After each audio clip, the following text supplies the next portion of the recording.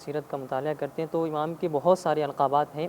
جن میں سے دو کا تذکرہ آپ نے کیا، ایک زین العابدین اور دوسرا سجاد۔ زین العابدین کا مطلب عبادت گزاروں کی زینت، اور روایات میں ہمیں ملتا ہے کہ ایک دفعہ امام زین العابدین علیہ السلام عبادت کر رہے تھے کہ شیطان اژدہا کی شکل میں آتا ہے اور امام کے قریب آتا ہے، اور امام محو عبادت ہیں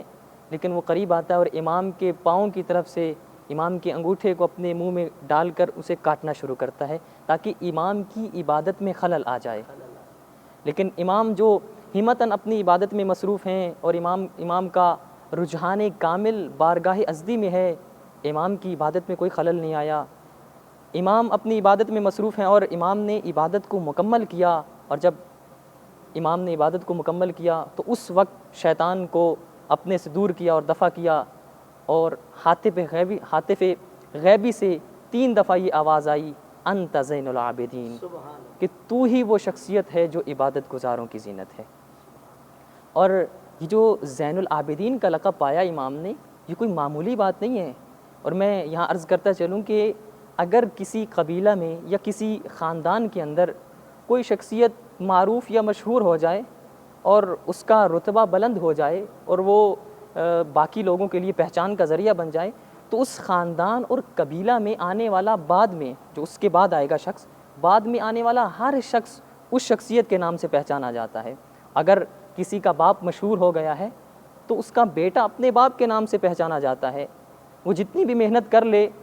اسے اپنا نام کمانا اس کے لیے بہت زیادہ مشکل ہو جاتا ہے۔ اور جس خاندان میں امام کی ولادت ہوئی، ہم دیکھتے ہیں کہ اس خاندان میں جہاں علی ابن ابی طالب جیسے عبادت گزار موجود ہیں،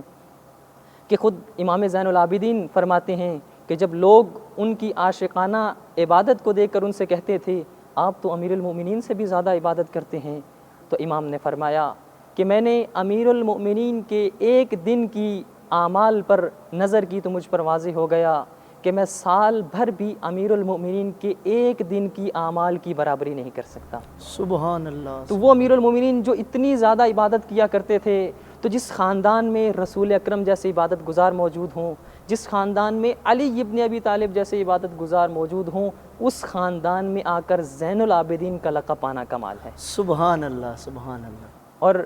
ہم دیکھتے ہیں کہ اور واقعہ بھی ملتا ہے ہمیں کہ امام اور یہ زین العابدین کا لقب پانا، اس کے پیچھے وجہ جو تسمیہ تھی وہ یہی تھی کہ امام کثرت عبادت، یعنی اتنی عبادت کیا کرتے تھے اور معرفت کے ساتھ عبادت کیا کرتے تھے، جس کی وجہ سے انہیں زین العابدین کا لقب ملا۔ اور یہ وجہ ہے کہ امام باقر، امام صادق علیہ السلام ارشاد فرماتے ہیں کہ میں نے اپنے بابا امام باقر سے سنا، وہ فرماتے ہیں کہ ایک دن میں اپنے بابا کے حضور گیا، میں نے دیکھا کہ امام عبادت کر رہے تھے، لیکن عبادت نے امام پر اتنی تاثیر کر رکھی تھی کہ شب بیداری کی وجہ سے امام کا رنگ زرد ہو چکا تھا، اور کثرت قیام کی وجہ سے امام کے پاؤں پر ورم آ چکے تھے۔ امام باقر کہتے ہیں میں اپنے بابا کی یہ حالت دیکھ کر برداشت نہ کر سکا تو میری آنکھوں سے آنسو نکل آئے، اور جب تھوڑی دیر کے بعد میرے بابا امام زین العابدین متوجہ ہوئے تو امام نے کہا بیٹا باقر جاؤ وہ صحیفہ لے کے آؤ جہاں امیر المؤمنین کی عبادت کا تذکرہ ہے، جہاں میرے دادا کی عبادت کا تذکرہ۔ اور جب وہ صحیفہ لایا گیا تو امام نے اس صحیفے کو کھولا، تھوڑی دیر مطالعہ کرنے کے بعد امام نے بند کر دیا اور ایک جملہ ارشاد فرمایا، کون ہے جو امیر المؤمنین جیسی عبادت کر سکتا ہے؟ کہ امام اتنی عبادت کے باوجود بھی یہ کہتے ہوئے نظر آتے ہیں کہ میں امیر المؤمنین جیسی عبادت نہیں کر سکتا۔ اور دوسرا وہ لقب جو امام کو دیا گیا، سجاد، سید الساجدین بھی کہا جاتا ہے، سجدہ کرنے والوں کے سردار۔ اس کی وجہ یہ ہے کہ خود امام باقر سے روایت منقول ہے کہ امام کہتے ہیں کہ جب بھی کوئی نعمت عطا ہوتی تھی تو امام اس نعمت کے شکر کے طور پر سجدہ بجا لاتے تھے۔ جب قرآن کی تلاوت کرتے تھے، جب آیت سجدہ کو پڑھتے تھے تو امام سجدہ بجا لاتے تھے، اور جب بھی کوئی مشکل ٹل جاتی تھی تو امام شکر گزاری کے طور پر اور شکر کے طور پر سجدہ بجا لایا کرتے تھے، اور کثرت سجدہ کی وجہ سے امام کے پیشانی پر ایک گٹھی بن چکی تھی۔ اور میں نے تو روایات میں یہاں تک پڑھا کہ مولا اس کو کٹوا